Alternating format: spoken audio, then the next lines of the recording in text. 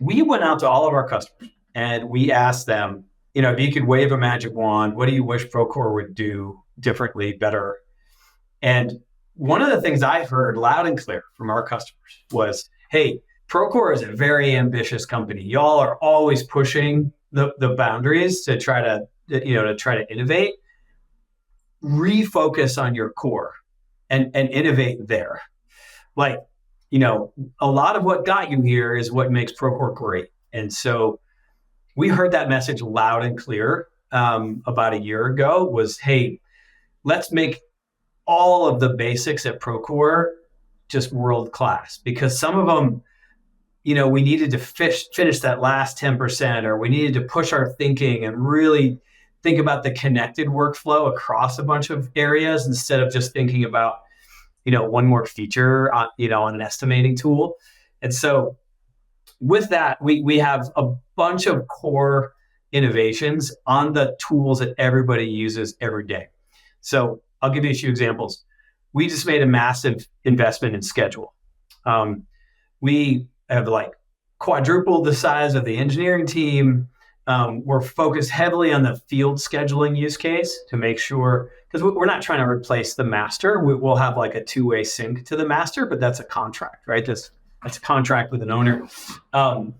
And so field scheduling is something that we are really excited to talk about and to show, because it's working, and to share with customers how that works. And so just like I said about maps, everything will be connected visually to a map. Everything will also be connected back to schedule. So every single Procore object across all the 40 or 50 core experiences in the product will be in some way or shape tied back to our scheduling engine. So that's hey, refocus in on what made us great, and make sure field scheduling is innovative. It handles look aheads.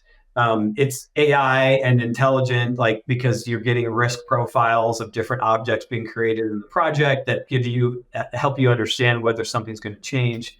That's a big area where you're going to see a ton of demos and hear a lot about it. Groundbreak.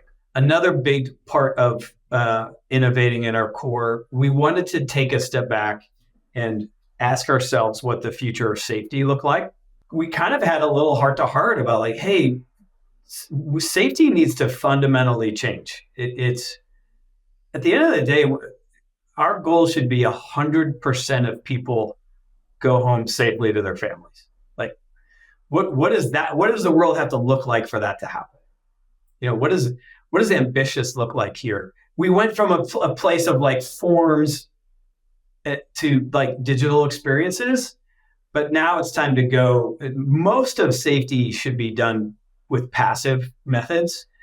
It should be, and so we're investing heavily in passive safety. And what I mean by that is people should be doing less activities and filling out less forms, and we should be using computer vision and large language models and IoT and devices that are on people in their helmets to capture and to analyze safety risk on behalf of people, instead of requiring people to input information into technology. Let's just capture the scenario and look at it more intelligently. Construction accounts for 21% of all deaths among U.S. workers right now. It's not good. This is a dangerous industry, and I think Procore, we have to play a significant role in the future of safety. It's one of the most important things that we could do. And so we're going to we have a bunch of new hardware partnerships. We're going to be really focusing on hands-free technology, glasses, hard hats, computer vision. This is an area that I think is going to change significantly in the next 3 to 4 years.